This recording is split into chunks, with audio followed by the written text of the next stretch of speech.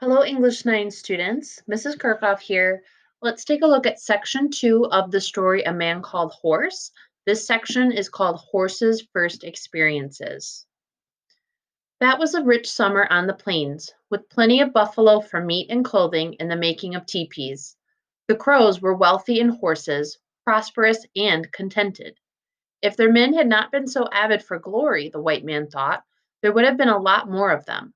But they went out of their way to court death, and when one of them met it, the whole camp mourned extravagantly and cried to their God for vengeance. The captive was a horse all summer, a docile bearer of burdens, careful and patient. He kept reminding himself that he had to be better natured than other horses because he could not lash out with hoofs or teeth. Helping the old woman load up the horses for travel, he yanked at a pack and said, "Whoa, brother, it goes easier when you don't fight." The horse gave him a big eyed stare as if it understood his language, a comforting thought because nobody else did. But even among the horses, he felt unequal. They were able to look out for themselves if they escaped. He would simply starve. He was envious still, even among the horses. Humbly, he fetched and carried. Sometimes he even offered to help, but he had not the skill for the endless work of the women, and he was not to be trusted with the men, the providers. When the camp moved, paragraph 28, he carried a pack, trudging with the women. Even the dogs worked then, pulling small burdens on travelway of sticks. The Indian who had captured him lived like a lord, as he had a right to do. He hunted with his peers, attended long ceremonial meetings with much chanting and dancing, and lounged in the shade with his smug bride. He had only two responsibilities: to kill buffalo and to gain glory. The white man was so far beneath him in status that the Indian did not even think of envy. One day, several things happened that made the captive think he might sometime become a man again. That was the day when he began to understand their language. For 4 months he had heard it day and night, the joy in the morning, the ritual chanting and sung prayers, the squabbles and the deliberations. None of it meant anything at all to him.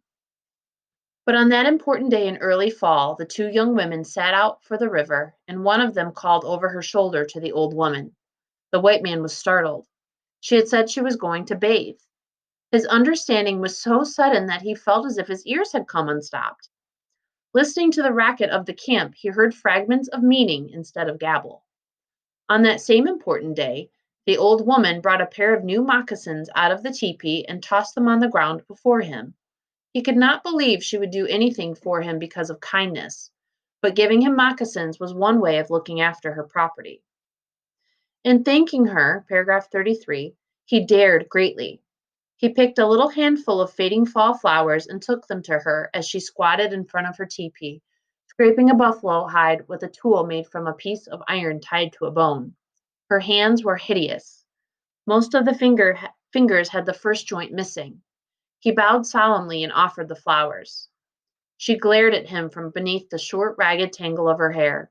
She stared at the flowers, knocked them out of his hand, and went running to the next teepee, squalling the story.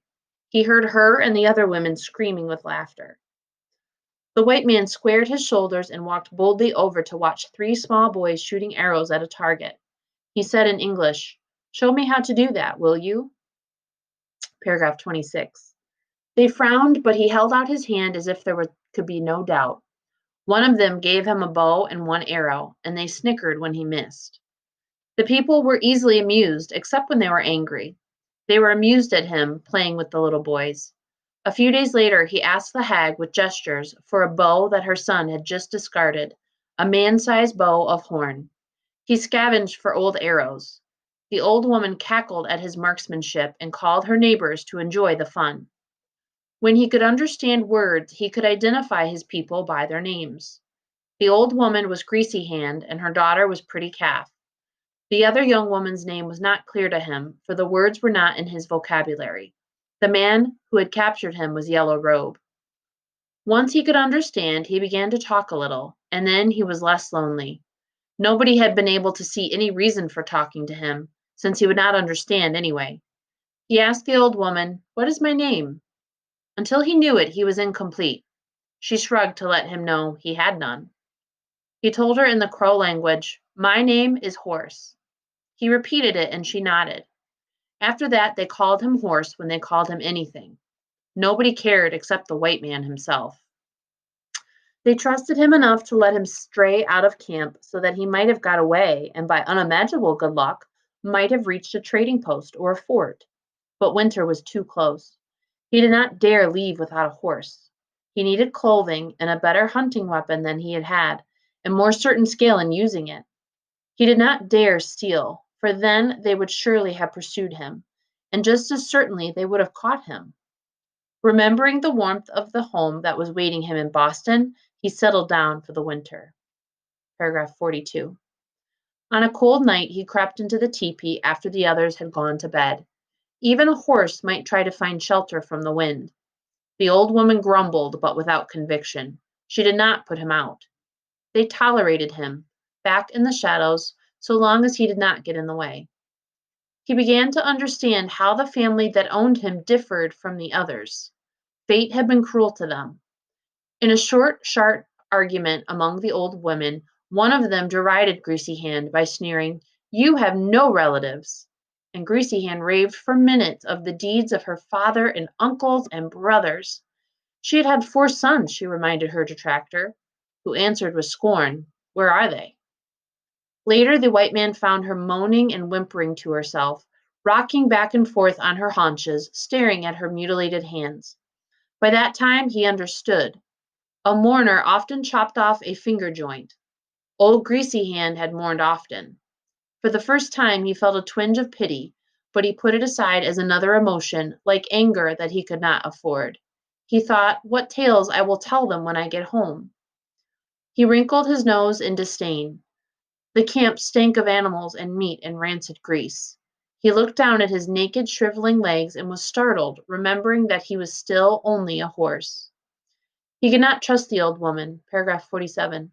She fed him only because a starved slave would die and not be worth boasting about. Just how fitful her temper was, he saw on the day when she got tired of stumbling over one of the 100 dogs that infested the camp. This was one of her own dogs, a large, strong one that pulled a baggage travoy when the tribe moved camp. Countless times he had seen her kick at the beast as it lay sleeping in front of the teepee, in her way. The dog always moved with a yelp, but it always got in the way again. One day she gave the dog its usual kick and then stood scolding at it while the animal rolled its eyes sleepily. The old woman suddenly picked up her axe and cut the dog's head off with one blow. Looking well satisfied with herself, she beckoned her slave to remove the body. It could have been me, he thought, if I were a dog, but I am a horse. His hope of life lay with the girl Pretty Calf. He set about courting her, realizing how desperately poor he was in both property and honor. He owned no horse, no weapon but the old bow and the battered arrows. He had nothing to give away, and he needed gifts because he did not dare seduce the girl. One of the customs of courtship involved sending a gift of horses to a girl's older brother and bestowing much buffalo meat upon her mother. The white man could not wait for some far off time when he might have either horses or meat to give away, and his courtship had to be a secret. It was not for him to stroll past the groups of watchful girls, blowing a flute made of an eagle's wing bone, as the flirtatious young men did. He could not ride past Pretty Calf's teepee, painted and bedizened. He had no horse, no finery. That concludes section 2. Hope you enjoyed the story.